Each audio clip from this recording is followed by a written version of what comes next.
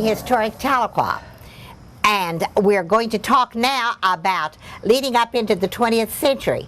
And here is the great-great-granddaughter of Dr. Leoser, and she's going to tell us about one of Dr. Leoser's daughters and his wife, Susan Agnew Leoser, who was Callie Leoser, a respected woman in the community.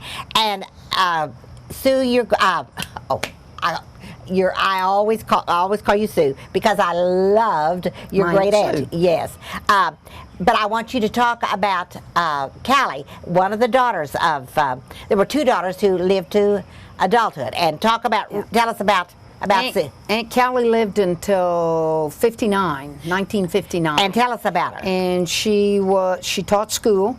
She also was a matron at the Cherokee Male Seminary and a practical nurse at the female seminary. And in some newspaper a long time ago, it says that Aunt Callie, at that time, and we don't know when it was still living in this house, which was 150 years old at that time. No, she lived in the two-story house. Well, but I'm talking about this newspaper article, says Miss Callie Leoser, 86, of Tahlequah, still lives in the same log house in which she was born. But she was living over in the two-story house at that time.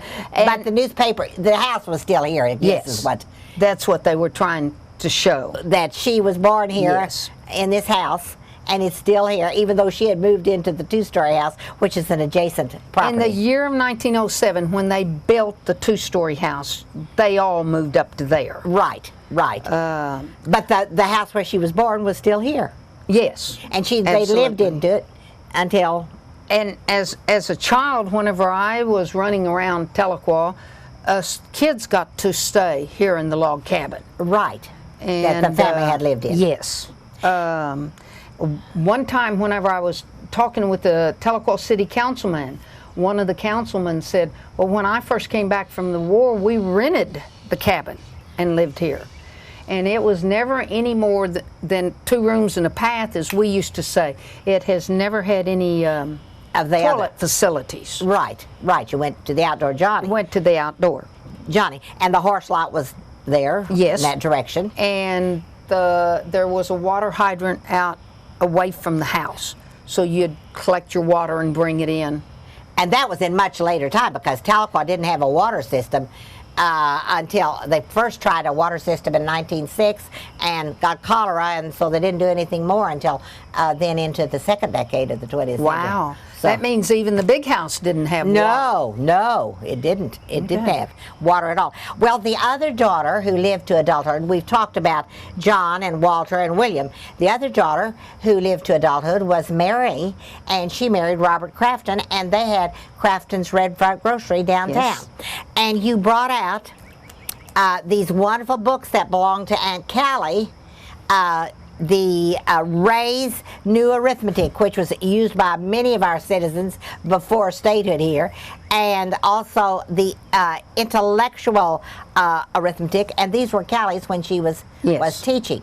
It says Cherokee Nation on the inside, has her name in Cherokee Nation. Right. So and we have the obituary of her mother and her brother. Her oldest brother died in 1919, and her mother died in 1912.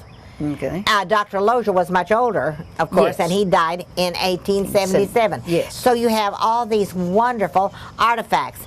And I noticed over at the steps, there's a grindstone. Yes. And now, what were grindstones used for? Grindstones were to sharpen knives. Right. Were they not? Were they used as far...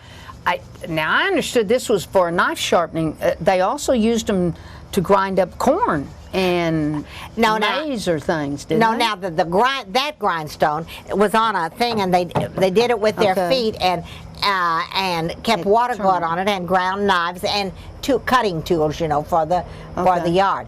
But the corn grinding thing were this way. So the family then here goes from 1833 to the present, because you still own the cabin.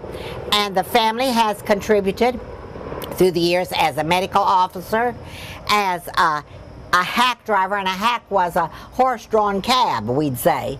Yes. And as editor of the Cherokee Advocate, which was the Cherokee newspaper west of the Mississippi, and Taught school.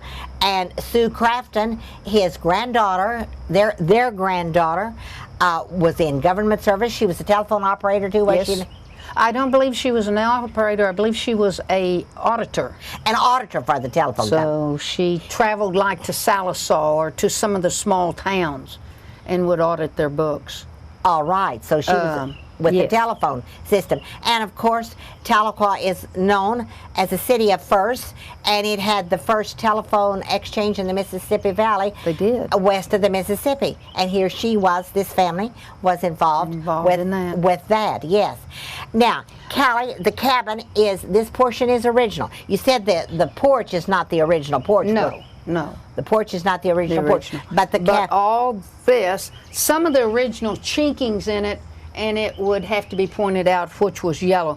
One of the things that the historical people told me when it became in the National Register of Historical Places was the dovetailing on it is quite different. And I'm sure that we can get some overlay shots of the dovetailing of the cabin and the original chinking, as well as some of these other artifacts. There does have to be upkeep and everything. Oh, and your yard is looking beautifully done, and you do that yourself. Yes. I don't know if we put it in here, but my nephew and myself, we have created a scholarship in the Craft and Leoser for over here at Northeastern. And you have endowed a chair at the optometry school also, I believe. Yes, we did do some work at the optometry school also. With the foundation. Yes. So the Leoser Crafton family has contributed since 1833 to this community, yes. and is still so doing. Well, we thank you for joining us at the Leoser cabin, built in 1833, the oldest building in Tahlequah, still standing. And it's been really fun to have the great-great-granddaughter of Dr. Leoser and his wife Susan Agnew Leoser, Mrs. Patsy Ann Smith, to be our guest on Historic Tahlequah today. And we thank you, Patsy Ann, for doing that for us.